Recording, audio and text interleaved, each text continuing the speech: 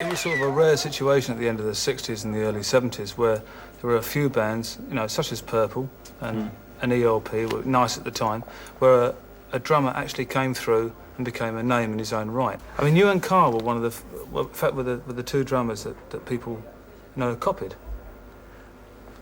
If they copied us, we copied other people, and if they copy us, it's just a natural progression, you know. I think we were very lucky to be around at a time when music was very exciting, you know. There was a lot of all the borders have been broken down, and you could do exactly what you wanted. Who did you copy? Initially, Bobby Elliott, Hollies. Really? Yeah. That's kind of, why? Because he had a clean sound. Everybody else was all muddy and flappy, and he had a real sharp sound. And that was why. I mean, when I bought the first Purple albums, which Shades of Deep Purple, which is going back to the days of Rod Evans and... You were the one, were you? Yes, I was the mad fool. Yeah. Tracks like Mandrake Root were one of the first tracks. We actually could hear the drums, you could hear, you know, the drum patterns. Every mistake, yes. I've got to ask you, because there was a single that was released over here that very few people know about, which was Emeretta. Yeah. Which finished up with a drum solo, which was most unusual for a single to finish up with that. Yeah, well, that was really because the song was so simple in itself, and it was written so quickly because, you know, contractual obligations. We couldn't think of an ending, and the easiest thing to do is for everybody just to stop playing and leave me fiddling around in tempo, you know, fade. And there was no great sort of thought of putting a drum solo in there. I mean, so we really couldn't think of an ending. That was that. On the, you know, when you first went to America, it's one of the first English bands to break in America. Yeah. Did you, were you aware, for example, when you did, you know, some of the American TV programs, which most bands never did after that, that people were actually watching, expecting you to do something special? Well, we didn't know. We were sort of like lambs to the slaughter over there. I mean, it was first time, you know, the great big US, and we just did as we were told.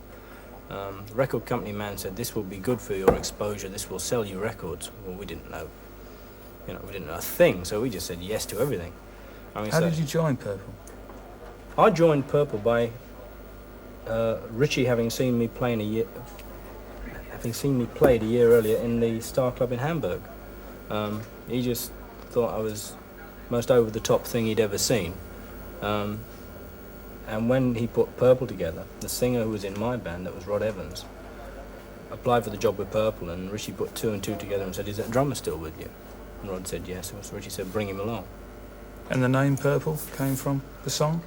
Yeah, it did really. Richie's grandma used to play it. I think it was the last thing she played before she snuffed it, actually. Oh, God. That impressive, eh? Yeah, it was really that, yeah. When Purple folded, how did you feel? At the time it folded, I wasn't very sad at all. I mean, so the whole thing had gone upside down. The people involved were not functioning as they should function.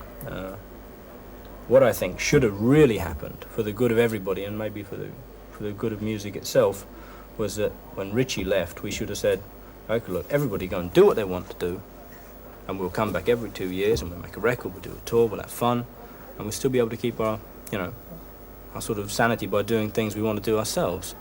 I think it was a very naive move and a very silly move just to say, that's the end of it. We tried one more time with Tommy Bolin, who played really well, but the chemistry did not happen. Now you've had the experience and the chance of working with other musicians as well, would you like to carry on doing that, or would you like to put a Purple back together again? What could we do? You know, we could be playing the hits and the popular things from 10 years ago. And if it's just nostalgia, then the only real reason music to do it is for it's money. The money in your hand. hand. What about Whitesnake? Well, that's gone on to a new thing now, because I've left that. They're going to tour 9 or 10 months of the year, and I'm not prepared to do that anymore.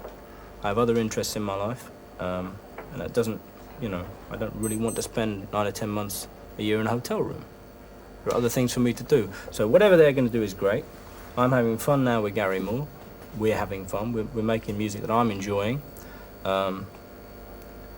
It's a nice, not temporary arrangement, but neither is it a permanent one. I mean, we both look at it as well. We're both having fun, and it is paying for itself.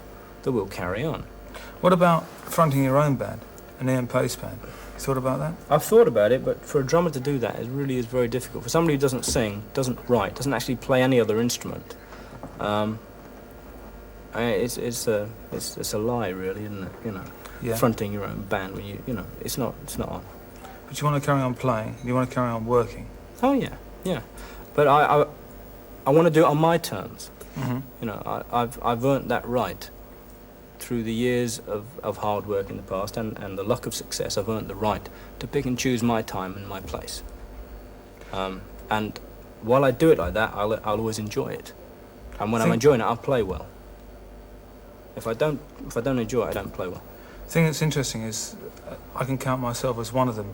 I know at least half a dozen others that feel exactly the same as you do. Mm.